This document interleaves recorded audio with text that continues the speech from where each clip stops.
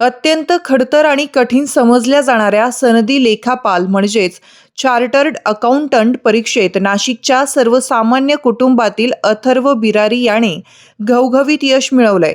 सनदी लेखापाल होण्यासाठीच्या सर्व परीक्षा अर्थात फाउंडेशन, इंटरमिजिएट आणि अंतिम अशा सर्व टप्प्यांवर पहिल्या प्रयत्नात यश मिळविताना त्याने वयाच्या 22व्या वर्षी यशोगाथा रचली आहे. सीए अंतिम परीक्षेत अथर्वने नाशिकमध्ये द्वितीय तर राष्ट्रीय पातळीवर 40वा क्रमांक पटकावलाय. अतिशय सामान्य परिस्थितीतून आलेल्या अथर्वचं हे यश इतर विद्यार्थ्यांसाठी निश्चितच प्रेरणादायी ठरेल. त्याचे वडील कैलास बिरारी स्क्रीन प्रिंटिंग व्यवसायात कार्यरत आहे, तर आई प्रज्ञा बिरारी या घर सांभाळून शिकवणी वर्ग घेतात आणि शिवणकाम करतात. अथर्वने इयत्ता 12वीचं शिक्षण BYK महाविद्यालयातून पूर्ण केलं. या अथर्व बिरारी यांच्याशी साधलेला संवाद. कौटुंबिकबद्दल सांगायचं तर म्हणजे मी एक मिडल क्लास फॅमिलीमधूनच आहे.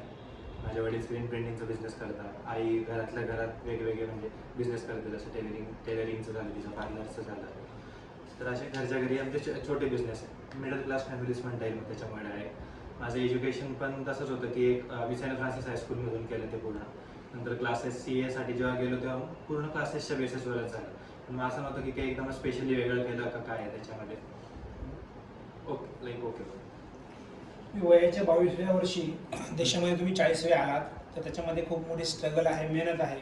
तर नेमकं तुम्ही कुठलं ध्येय आणि हे कधी ठरवलं होतं की तुम्हाला ही परीक्षा पास करायची किंवा हेच अचीव्ह करायचं? ॲक्च्युली हा एक असा प्रश्न आहे की म्हणजे मला भरपूर येतो हा प्रश्न, आणि मला पण थोडं नवल वाटतं, कारण CA करायचं हे माझं स्कूलमध्ये असताना डिसाईड होऊन गेलं होतं.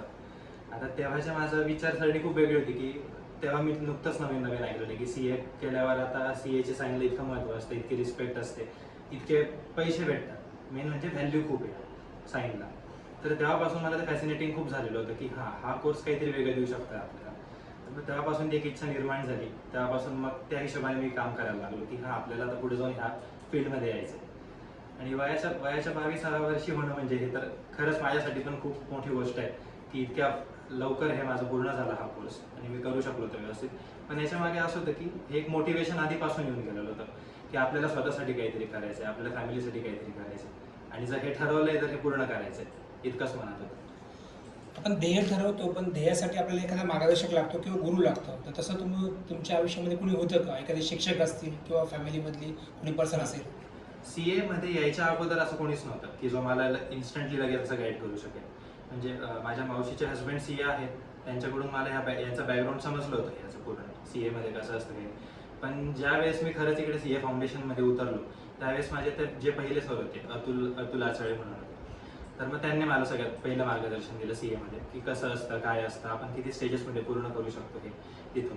आणि मग तसं करत करत एक टप्पा जसं पुढे करत गेलो तर CA इंटरमध्ये वेगळे शिक्षक भेटले, त्यांच्याकडून मला मार्गदर्शन भेटलं.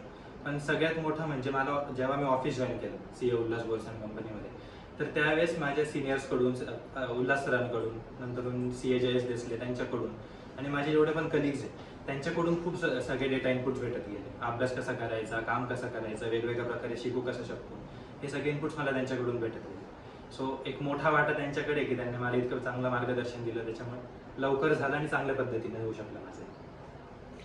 थोडं 10वी नंतर किंवा 12वी नंतर तुम्ही कशा पद्धतीने तयारी केली हे सांगितलं तर ज्यांना बनायचं त्यांना थोडा फायदा होईल.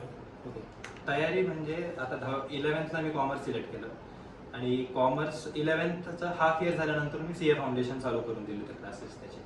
सो 11thचा हाफ इयर, 12thचं एक फुल इयर, आणि मग 12thचे बोर्ड एक्झाम झाल्यानंतर मी CA फाउंडेशनला अपियर झालो. तेव्हा जेव्हा अपियर झालो तेव्हा मग त्याच्यामुळे काय होतं की आपला जो एक पुढचा 1 इयर ऑफ टाईम असतो तो वाचून जातो परत. CA फाउंडेशन करण्यासाठी काही मुलं 12th नंतर ऑप्ट करतात, तर मग तो एक 1 इयर वाचून जातो जेव्हा आपण 11th पासून सुरुवात करतो याची. ते झालं, आणि CA फाउंडेशन नंतर इमिजिएटली CA इंटरमिजिएट जी सेकंड स्टेज असते त्याचा अभ्यास 1 वर्षासाठी, 1 वर्ष त्याला सफिशियंट होऊन जातो जर प्रॉपरली क्लासेस केले वगैरे तर मग 2021च्या नोव्हेंबरमध्ये माझं CA फाउंडेशन झाल्यावर इमिजिएटली नोव्हेंबर 2022मध्ये मी CA इंटरमिजिएट देऊ शकलो. त्याच्यामुळे 1 वर्षात पूर्ण क्लासेस केले आणि नोव्हेंबर 2022मध्ये CA इंटरमिजिएट मी पास झालो. असं CA इंटरमिजिएट पास झाल्यानंतर तर मग एक ते आहे की आता काही मुलांना अटेम्प्ट लागतं याच्यामध्ये, तर मग त्यांच्या केसमध्ये थोडं डिफिकल्ट होऊन जातं की बोथ ग्रुप्स क्लिअर करण्यानंतरूनच ते आर्टिकलशिप सुरू करू शकतात. पण माझ्या केसमध्ये तसं नव्हतं, माझे बोथ ग्रुप्स होऊन गेले होते. सो मी इन्स्टंटली जानेवारी 2023 पासून आर्टिकलशिप सुरू करून टाकली माझी, जी माझी होती 3 इयर्सची. आता न्यू रूल्सनुसार ते 2 इयर्स झाले, ती आता थोडी वेगळी परत गोष्ट. माझी 3 इयर्सची आर्टिकलशिप मी तेव्हा सुरू करू शकलो लगेच. लवकर सुरू केल्यामुळे असं झालं की माझा तो टाइम स्पॅन लवकर संपू शकला. मला लिव्हज घेता आले व्यवस्थित ऑफिसवरून. लिव्हज घेतले तर त्याच्यामुळे माझा अजून जो घरी सेल्फ रिव्हिजनसाठी जो टाईम आहे तो मला अजून व्यवस्थितपणे भेटू शकला. आणि सगळेच फॅक्टर्स मग एक सोबत आल्यावर मग हे CA फायनलचा रिझल्ट तो रिफ्लेक्ट होतोच आहे त्याच्यामध्ये. असं देशामध्ये साधारणपणे किती टक्के CA फायनलचा रिझल्ट असतो आणि तुम्ही अभ्यास हे तुमचं ध्येय साध्य करण्यासाठी तुम्ही दररोज किती तास अभ्यासाला दिले? रिझल्टचं जर आपण बोलायला गेलो तर आता जो Jan 26चा रिझल्ट आला त्याच्यामध्ये आता ग्रुप्स असतात, ग्रुप 1, ग्रुप 2 आणि बोथ ग्रुप्स. तर ग्रुप 1 देणारे 21% मुलं पास झाले, ग्रुप 2 देणारे 9%, पण ज्यांनी बोथ ग्रुप्स दिले ते फक्त 10% पास होऊ शकले. म्हणजे नॉर्मल आपण जर ॲव्हरेज बघितला तर दर अटेम्प्टला on an average 11,500 to 12,000 chartered accountants बनतात. पण हा अटेम्प्ट म्हणजे मी सांगेल की आता जेवढं मी एक्सपिरियन्स केला आणि अगोदरचे पेपर बघितले तर थोडा ऑन अ डिफिकल्ट साईड होता हा यावेळेसचा. आणि त्याचा रिझल्ट पण तसा आहे की यावेळेस फक्त 7,570 CA चार्टर्ड अकाउंटंट्स बनू शकले या अटेम्प्टला. असं जर अभ्यासाचं बोलायला जर आपण गेलो तर मग मी असं होतं की मी थोडं लवकर अभ्यास सुरुवात केली होती याची. काही मुलं असतं की ते अप्रॉक्स 7 to 8 months रेस्ट घेतात आणि त्याच्यानंतरून अभ्यास सुरू करतात. पण मग माझं असं होतं की जर माझं 2 वर्षाने जर पेपर आहे तर मग आता मला अप्रॉक्स 2.5 year तरी भेटले पाहिजे. म्हणजे जर नोव्हेंबर म्हणजे आता असं होतं की नोव्हेंबर 2025ला आधी अटेम्प्ट शेड्यूल होता आमचा, पण तो पुढे स्किप झाला ती आता ते रिसेंट गोष्ट आहे. पण 2023मध्ये जेव्हा होतं तर तेव्हाच मी मिड 2023मध्ये आता स्टडी सुरू केला. त्याच्यामुळे असं झालं की माझे जे सब्जेक्ट्स आहेत ते लवकर होऊ शकले आणि सब्जेक्ट्स लवकर झाल्यामुळे शेवटी माझा जो रिव्हिजनचा टाईम आहे तो अप्रॉक्स 4 to 5 months मला रिव्हिजनसाठी भेटू शकले. तो त्याचा एक भरपूर मोठा इम्पॅक्ट पडतो, जो समजून येत नाही. पण जेवढे रिव्हिजन होऊ शकले ते रिव्हिजन झाल्यानंतरून जेव्हा आपण मॉक टेस्ट देतो सो त्याचा इम्पॅक्ट तो फायनल पेपर्सवर येतो. त्याच्यामुळे कॉन्फिडन्स बूस्ट होऊन गेला आता भरपूर. मोबाईल किंवा सोशल मीडिया आपल्या जीवनाचा अविभाज्य भाग आहे, तर त्याचा वापर तुम्ही सकारात्मकतेने कसा केला?